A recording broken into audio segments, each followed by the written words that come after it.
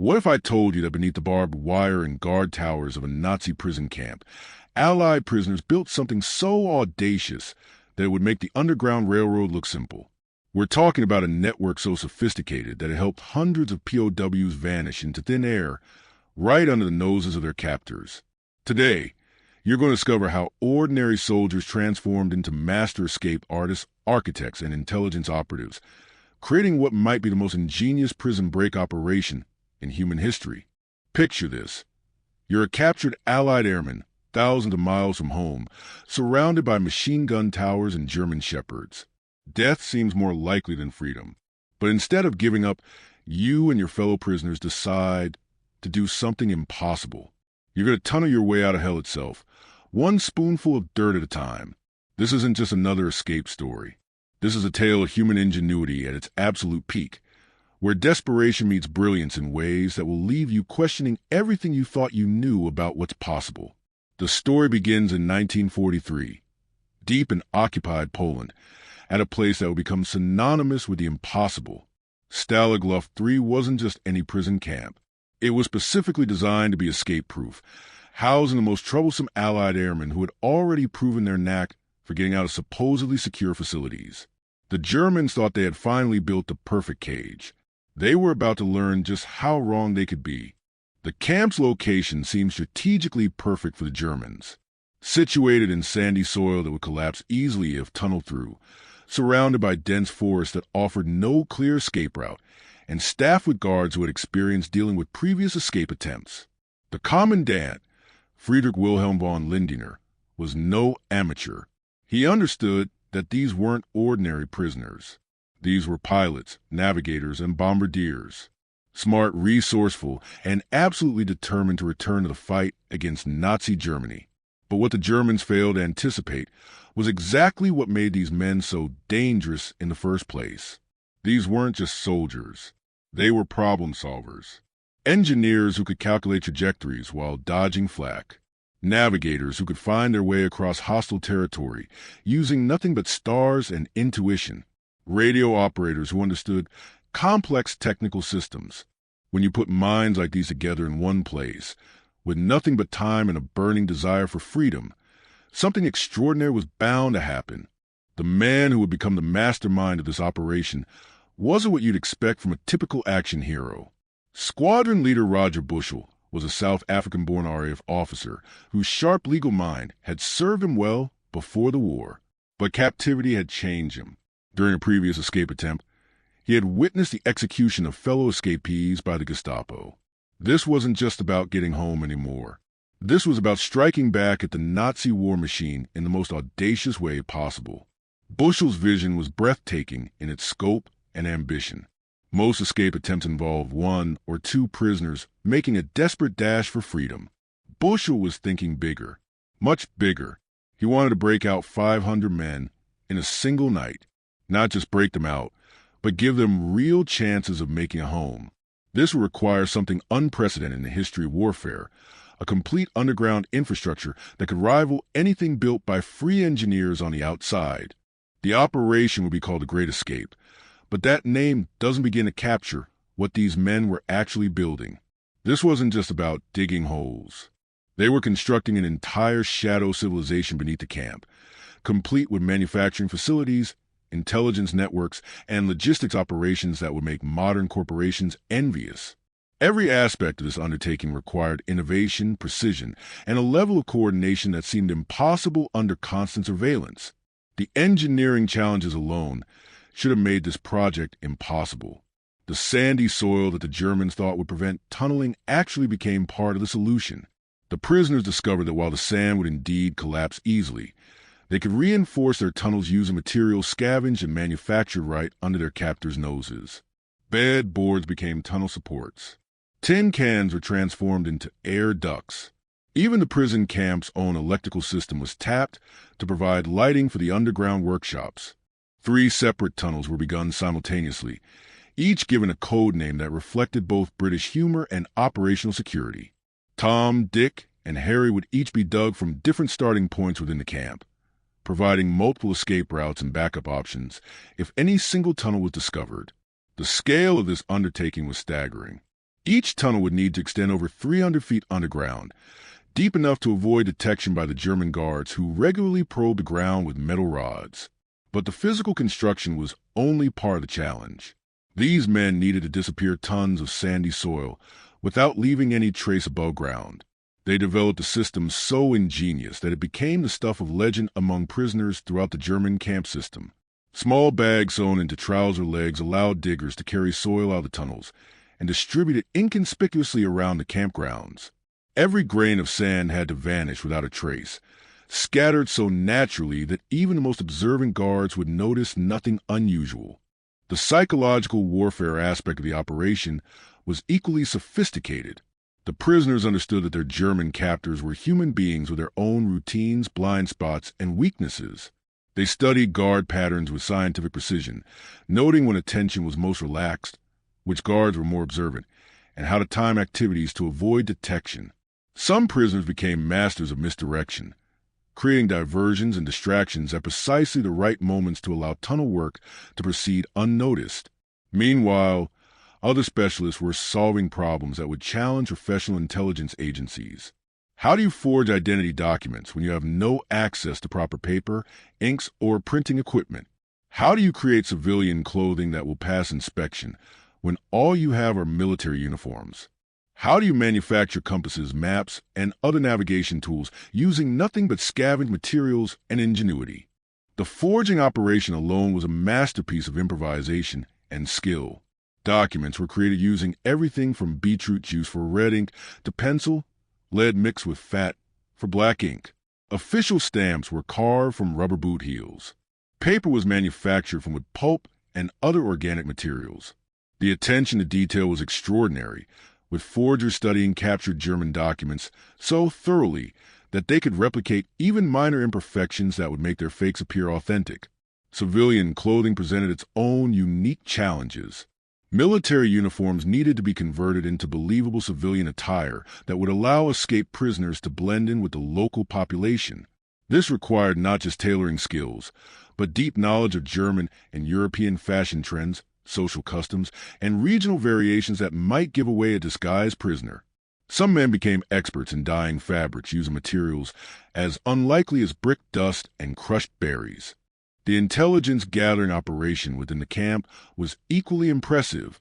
Prisoners needed detailed information about train schedules, border crossing procedures, safe houses, and resistance networks throughout occupied Europe. This information was gathered through casual conversations with guards, careful observation of camp visitors, and even analysis of German newspapers and radio broadcasts. Every piece of information was evaluated, cross-referenced, and incorporated into escape plans that were constantly being updated and refined. As months passed, the underground network grew in complexity and sophistication. Workshop areas were carved out within the tunnel systems, complete with specialized equipment for different manufacturing needs. The air circulation system required constant attention and improvement, as working in confined spaces hundreds of feet underground presented serious health and safety challenges. Prisoners developed shift systems that allowed work to continue around the clock while maintaining the appearance of normal camp life above ground. The tunnel named Harry became the focus of the most intensive effort. Unlike Tom and Dick, which faced various setbacks and discoveries, Harry progressed steadily toward the forest beyond the camp perimeter. The men working in Harry faced conditions that would challenge professional miners. Working in complete darkness, breathing recycled air, and constantly aware that discovery could mean death, they carved their way toward freedom one handful of sand at a time. But Harry wasn't just a tunnel. It was becoming the backbone of an entire escape infrastructure. Side chambers were dug to house workshops, storage areas, and even underground rest stations where exhausted workers could recover between shifts. The engineering required to prevent cave-ins while maintaining structural integrity would have impressed professional construction crews. These men were literally reinventing tunnel construction techniques, using nothing but determination and scraps. The logistical challenges of moving supplies, equipment, and personnel for the tunnel system required military precision. Traffic management became critical as more prisoners joined the operation. Schedules had to be maintained, security protocols enforced, and contingency plans developed for every possible scenario. The level of operational planning rivaled major military campaigns, except everything had to be accomplished in complete secrecy under constant enemy surveillance. As the tunnel neared completion, attention turned to the final phase of the operation. Escape routes had to be planned in minute detail for hundreds of prisoners, each with different language skills, knowledge of local geography, and cover stories. Some would attempt to reach neutral Sweden by ship or overland travel. Others would head towards Switzerland through occupied territories.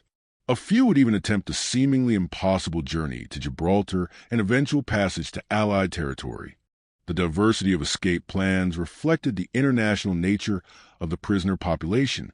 British, American, Canadian, Australian, and other Allied aircrew brought different skills, languages, and knowledge that enhanced the overall operation. This wasn't just an escape. It was an international collaboration that demonstrated the unity and determination of the Allied cause even in the darkest circumstances. The night of March 24th, 1944, marked the culmination of nearly a year of intensive preparation. As German guards settled into their routine patrols, unaware that beneath their feet lay a tunnel system that represented one of the most audacious engineering projects in military history, the first escaped prisoners began their journey toward the exit point beyond the camp perimeter. But the operation immediately faced unexpected challenges. The tunnel exit emerged closer to the guard towers than anticipated, meaning escapees would be visible during their exit. The March weather was particularly harsh, with snow and freezing temperatures that would make survival difficult for men who had been planning their escapes for months. Most critically, the pace of evacuation was much slower than anticipated, meaning far fewer prisoners would escape before dawn than originally planned. The first prisoners to emerge from the tunnel found themselves in a nightmare scenario. Instead of the concealed forest exit they had planned for, they were partially exposed to guard observation. Each escapee had to wait for precise timing windows when patrol patterns created brief moments of reduced visibility. The psychological pressure was enormous. After months of preparation, success or failure came down to seconds of timing and massive amounts of luck. Despite these challenges, prisoner after prisoner made their way through the tunnel and into the German countryside. Each carried forged documents, civilian clothing, emergency food supplies, and detailed escape plans that represented months of intelligence gathering and preparation. Some spoke fluent German and planned to travel openly on public transportation. Others would attempt to move cross-country, avoiding populated areas and relying on navigation skills learned during their military training. The diversity of escape attempts was remarkable. Some prisoners planned to reach the Baltic coast and attempt to stow away on ships bound for Sweden. Others hoped to make contact with resistance networks that could provide safe passage to Switzerland. A few even planned to steal aircraft and fly themselves back to Allied territory, though this would require both extraordinary luck and flying skills that matched their reputations as some of the best aircrew in the Allied forces. As dawn approached, the inevitable happened. A German guard noticed something unusual near the tunnel exit and investigated. The operation was discovered just as the 77th prisoner was preparing to escape. In a single night, more men had escaped from a supposedly secure German prison camp than had ever been accomplished in any previous operation. But now began the most dangerous phase of all, survival in enemy territory. The German response was swift and massive. Heinrich Himmler himself became personally involved in the recapture operation, viewing the escape as a direct challenge to Nazi authority that could not be tolerated. Thousands of German soldiers, police, and security personnel were diverted from other wartime duties to hunt down the escaped prisoners. Roadblocks were established throughout the region. Train stations were flooded with guards checking documents.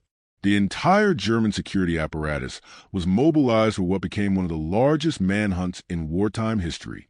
For the escaped prisoners, the nightmare was just beginning. Traveling through enemy territory in winter, with limited supplies and forged documents that might not withstand close inspection, required skills and luck that few possessed. The weather became an enemy as deadly as the German search teams. Freezing temperatures, snow, and limited food supplies meant that survival itself became the primary challenge, even before considering complexities of reaching Allied territory. The psychological pressure on both escapees and the German security forces was enormous. The prisoners knew that recapture likely meant execution, particularly given the high-profile nature of the escape. German commanders understood that failure to recapture the prisoners would be viewed as incompetence by Nazi leadership. Both sides were fighting for their lives, creating a deadly game of cat and mouse across occupied Europe. Some prisoners made remarkable progress toward their objectives. A few actually reached neutral territory or made contact with resistance networks. But the vast majority were eventually recaptured, often within days of their escape. The combination of hostile weather, language barriers, unfamiliar territory, and the massive German manhunt made success almost impossible for all but the most skilled and fortunate escapees. The final tragedy of the Great Escape occurred after most of the prisoners had been recaptured. In direct violation of international law governing the treatment of prisoners of war, Adolf Hitler ordered the execution of 50 of the recaptured escapees. This decision shocked even some German military leaders who understood that such actions would likely result in retaliation against German prisoners held by Allied forces.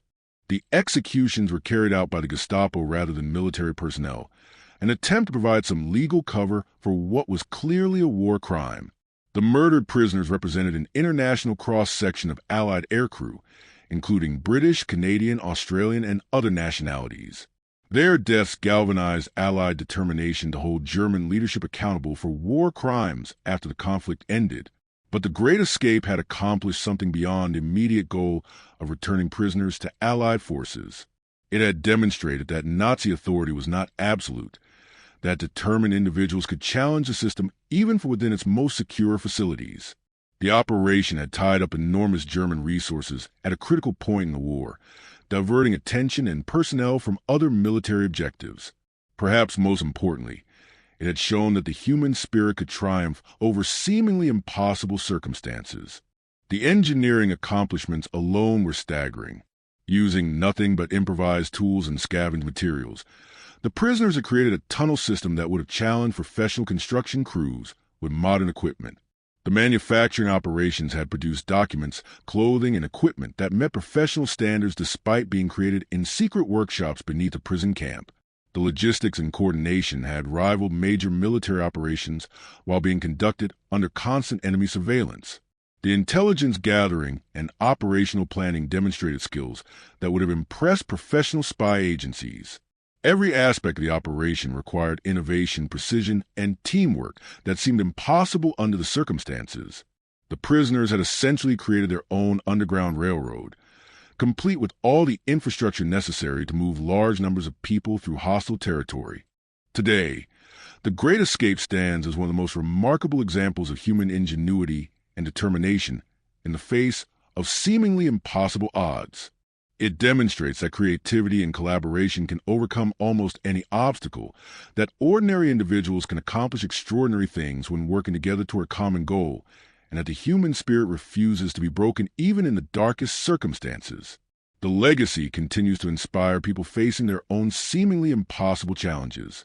The story reminds us that innovation often comes from constraint, that teams can accomplish things that individuals never could, and that sometimes the most audacious plans are the ones most likely to succeed precisely because they seem too crazy to attempt. But perhaps the most important lesson is about the power of hope. In a place designed to crush the human spirit, these men refused to accept defeat.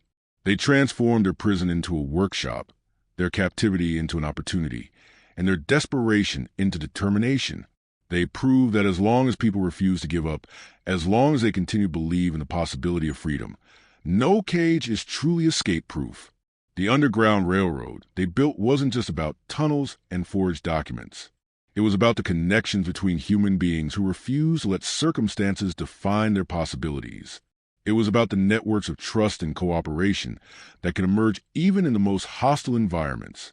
And it was about the simple but powerful idea that together, people can accomplish things that seem completely impossible when attempted alone. Their story continues to resonate because it speaks to something fundamental about human nature. We all face situations that seem hopeless, challenges that appear insurmountable, and circumstances that seem designed to defeat us. The Great Escape reminds us that creativity, determination, and cooperation can overcome almost anything. It shows us that the most powerful prison is the one we build in our own minds, and that freedom begins the moment we refuse to accept that escape is impossible.